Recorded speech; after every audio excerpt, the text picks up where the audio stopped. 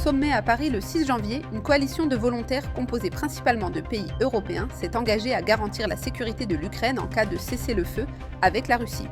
Le chancelier allemand Friedrich Merz a indiqué que l'Allemagne pourrait contribuer aux forces multinationales chargées de surveiller un cessez-le-feu en Ukraine, en déployant des troupes dans les territoires voisins.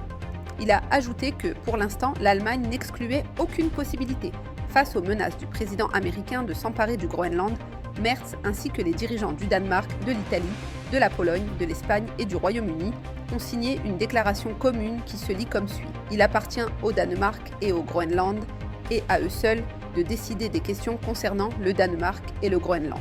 Le journal britannique The Guardian a qualifié cette déclaration de rare réprimande européenne adressée à la Maison-Blanche. L'Allemagne consacre bien plus d'argent à la défense que n'importe quel autre pays d'Europe. L'Apocalypse prophétise que l'Allemagne sera à la tête d'une unification militaire européenne. La Bible désigne cet empire émergent sous le nom de Beth et il est prophétisé qu'il détruira de nombreuses nations.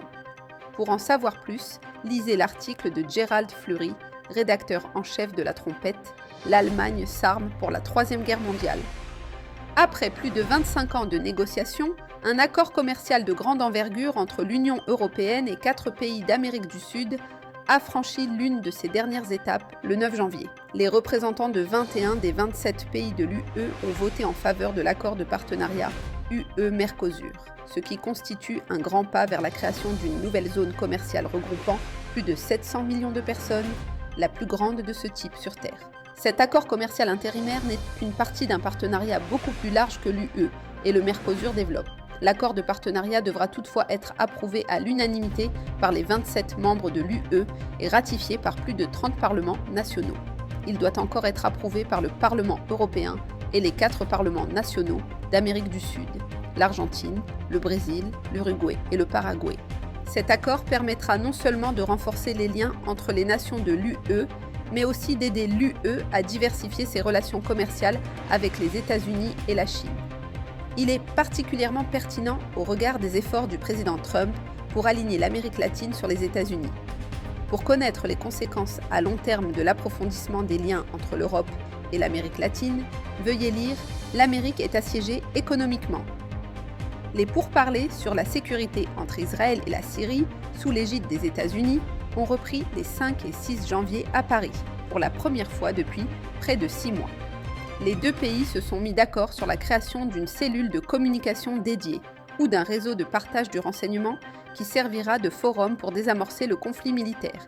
Il s'agissait de la première fois qu'Israël envoyait des représentants civils et non militaires pour discuter avec le nouveau régime. Cependant, selon la prophétie biblique, le résultat ne sera pas celui qu'Israël et les États-Unis espèrent.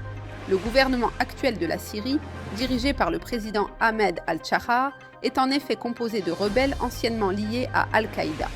De nombreux événements majeurs, comme le massacre de minorités religieuses l'année dernière, suggèrent que le gouvernement est toujours influencé par son ancienne idéologie. Néanmoins, les États-Unis ont tout fait pour réintégrer la Syrie dans la communauté internationale. Ils ont notamment fait pression sur Israël pour qu'il conclue des accords de ce type, que les États-Unis déclarent ouvertement espérer aboutir à une normalisation complète. Cependant, la prophétie montre que les relations amicales entre Israël et la Syrie ne dureront pas. Pour en savoir plus, lisez notre article « Défauts mortels dans les accords de paix au Moyen-Orient ». Pour en savoir plus sur l'actualité mondiale et son lien avec la prophétie biblique, consultez latrompette.fr.